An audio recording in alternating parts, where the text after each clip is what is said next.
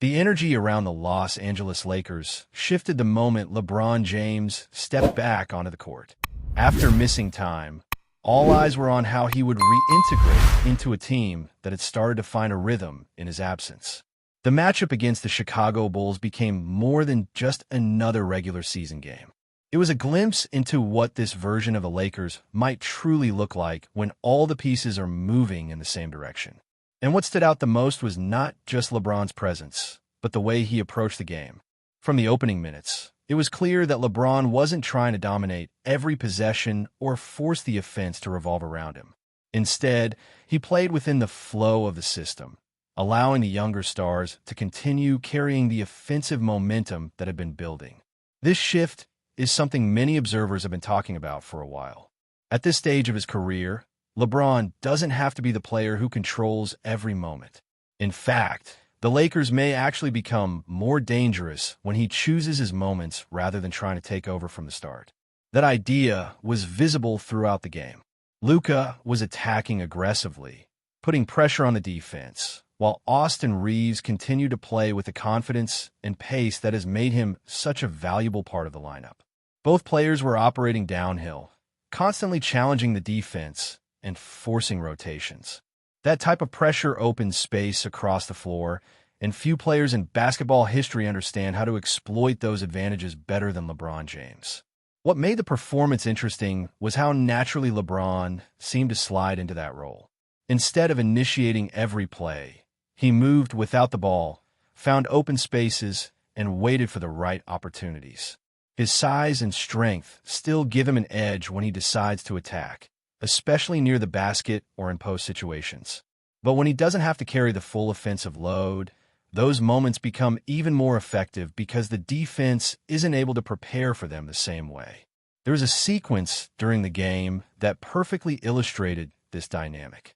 The offense flowed through Luka, who was orchestrating the attack and drawing multiple defenders. Reeves continued to find his scoring opportunities, keeping the defense honest. Meanwhile, LeBron quietly accumulated points, rebounds, and defensive plays without forcing anything. By the time the night was over, the stat line reflected exactly what this version of the Lakers might want to see more often. Luka exploded offensively, putting up 50 points and controlling the pace of the game whenever the ball was in his hands. Reeves added 30 of his own, continuing to prove that his role as a major offensive contributor is not a temporary stretch, but a legitimate part of this team's identity. And then there was LeBron, finishing with 18 points while impacting the game in several other ways. On the surface, those numbers might not look like a dominant performance from him, but within the structure of this roster, it may have been exactly what the team needed. When LeBron operates as the third scoring option, something interesting happens to the entire team. The defense cannot relax for even a second. Luka demands attention because of his playmaking and scoring ability. Reeves forces defenders to respect his drives and perimeter shooting. And when LeBron becomes the player lurking in the background of that chaos, he becomes incredibly difficult to contain. A single defensive lapse can turn into an immediate highlight at the rim. Another key factor is the energy LeBron can conserve when he isn't required to carry every offensive possession. Over the past few seasons, one of the biggest challenges for the Lakers has been the sheer amount of responsibility placed on him. There were countless games where he had to score 30 points just to keep the team competitive. Not necessarily to win, but simply to avoid falling behind early. That kind of workload, especially for a player in the later stages of an already legendary career, inevitably takes a toll. Now the equation is different.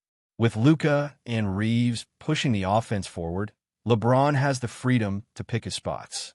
That means more effort can be directed toward rebounding, defending, and protecting the paint. It also means he can remain fresh deeper into games, which could become a crucial advantage when the playoffs arrive. Throughout the contest against Chicago, that balance was noticeable. LeBron spent more time battling for rebounds, rotating defensively, and making the kind of veteran decisions that only come from years of experience. He wasn't chasing numbers. He was reading the game, understanding where the team needed him most at any given moment, and delivering in those areas. The most encouraging sign for the Lakers may be how comfortable this structure looked. There was no hesitation, no sense that players were stepping on each other's roles.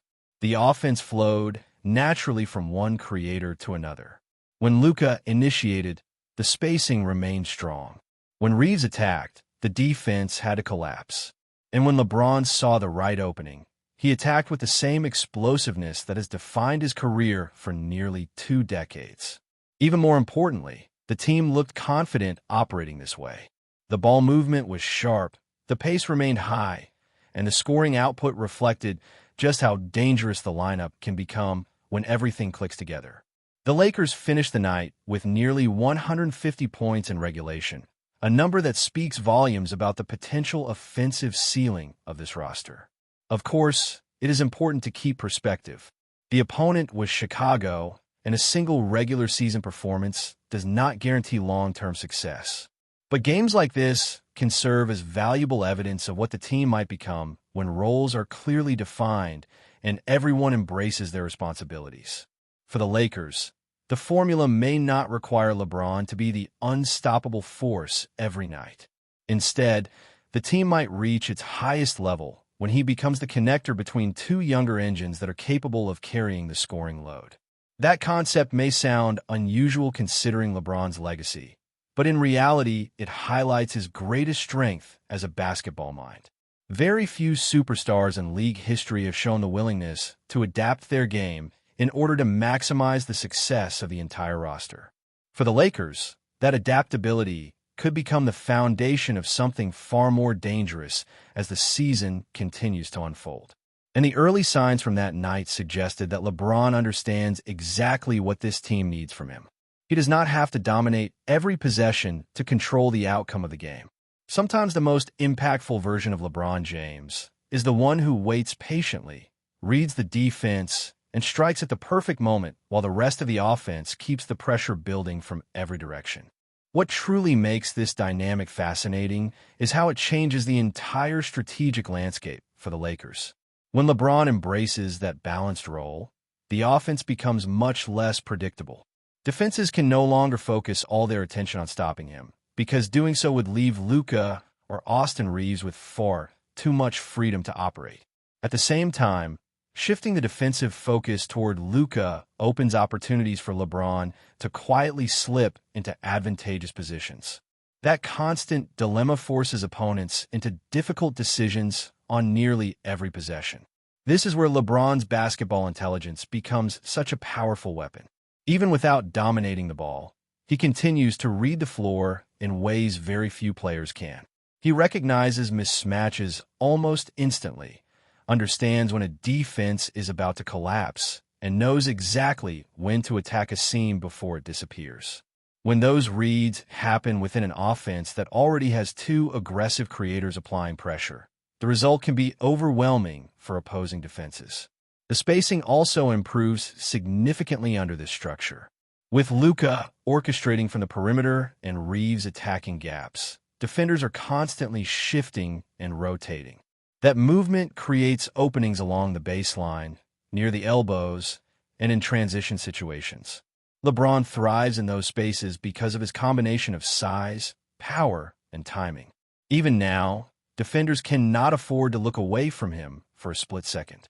One moment of hesitation can turn into a powerful drive to the rim or a perfectly timed cut that ends in an easy finish. Another important element is how this approach affects the defensive side of the game.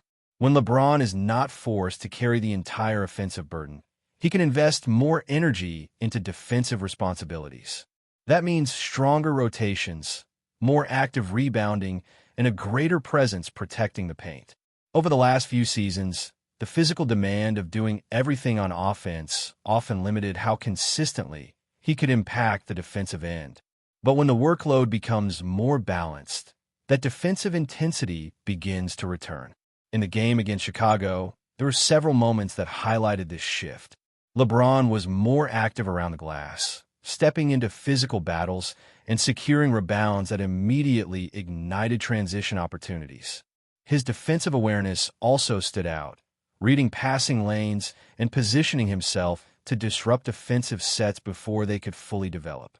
These types of plays may not always dominate the highlight reels, but they contribute heavily to winning basketball. What makes this situation even more encouraging is the timeline leading toward the postseason. The Lakers still have time to refine how these three players operate together. Chemistry on a team with multiple high-level playmakers does not develop overnight. It requires repetition, trust, and a clear understanding of when each player should take control. The more games they play within this structure, the more natural those decisions will become. Coaching adjustments will also continue to shape how this trio functions. Rotations, minute distributions, and lineup combinations all play a role in maximizing the potential of a roster like this. Finding the right balance between keeping the stars on the floor together and staggering their minutes to maintain constant offensive pressure is a puzzle that takes time to solve. But the early signs suggest that there are many different ways the Lakers can generate scoring advantages. One of the biggest luxuries this team now possesses is the ability to rely on multiple offensive engines. If one player happens to struggle on a particular night, the others can absorb that responsibility without the entire system collapsing. That kind of flexibility becomes incredibly valuable during long stretches of the season, and especially in playoff series where opponents adjust from game to game. There will certainly be moments when the Lakers need the most aggressive version of LeBron. Situations will arise where the team requires him to take command, dominate possessions, and impose his will on the game. Those moments are inevitable in high-pressure basketball, particularly in late-game scenarios or critical playoff matchups. The difference now is that he does not need to operate at that level every single night just to keep the team competitive. Instead, the Lakers can save that explosive version of LeBron for the moments that truly demand it. When those situations arrive, his ability to elevate his performance could become one of the team's greatest advantages. Opponents might spend an entire series preparing for Luka's playmaking and Reeves' scoring rhythm, only to face a sudden shift when LeBron decides to take control during a crucial stretch. That unpredictability adds another layer of complexity for opposing defenses. Preparing for one superstar is difficult enough. Preparing for three players who can each become the focal point of the offense on any given night is an entirely different challenge. The Lakers now have the potential to approach games with multiple offensive identities, depending on the situation. There is also a psychological benefit to this structure. When younger players like Luka and Reeves are trusted with major responsibilities, their confidence continues to grow. They become more comfortable making aggressive plays, knowing that they have the freedom to lead the offense without constantly deferring. At the same time, having a veteran presence like LeBron supporting those efforts provides stability when games become chaotic. That balance between youthful energy and veteran control can be extremely powerful when it develops correctly. Luka brings relentless creativity and scoring pressure. Reeves adds toughness, timing, and the ability to attack defenses in unpredictable ways. LeBron, meanwhile, acts as the connector who can amplify the strengths of both players while still delivering his own impact whenever the moment requires it. As the season moves forward, the biggest challenge will be maintaining that balance consistently. It is easy for teams to fall back into familiar habits, especially when facing adversity or losing momentum. But if the Lakers remain committed to this shared responsibility approach, the potential rewards could be enormous. Before we continue, we ask that you leave a like and subscribe to the channel so you won't miss any exclusive Lakers updates. Moving on, in the ever-restless world of the NBA rumor mill, a new storyline is quietly beginning to gain traction around the league.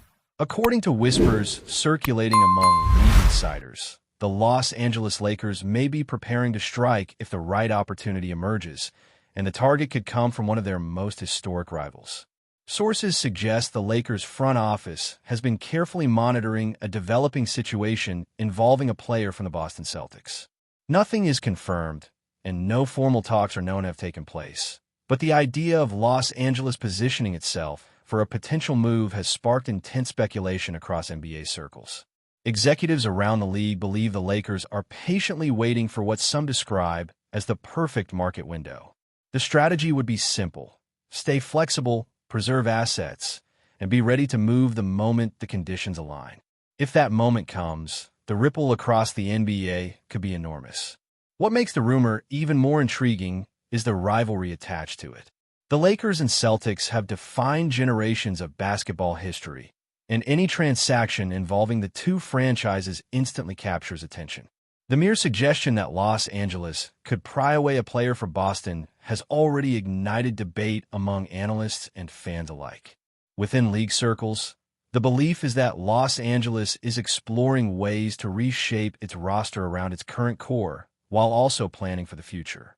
A high-level addition from a championship contender like Boston would certainly qualify as a bold move, the kind that could shift the balance of power in the league overnight. Still, insiders caution that the situation remains fluid. Much depends on how the market evolves and whether Boston would even consider moving a key piece. For now, nothing has materialized beyond quiet conversations and strategic positioning. But in the NBA, major moves often begin exactly this way, as a whisper before becoming a headline. And if the Lakers truly see an opening, the league could be on the verge of another dramatic chapter in one of basketball's greatest rivalries. Stay informed exclusively about Los Angeles Lakers news. Subscribe to our channel and hit the like button to keep receiving daily updates. Also, share your opinion on the news in the comments, as your contribution is crucial for the Lakers. Stay tuned for the next video.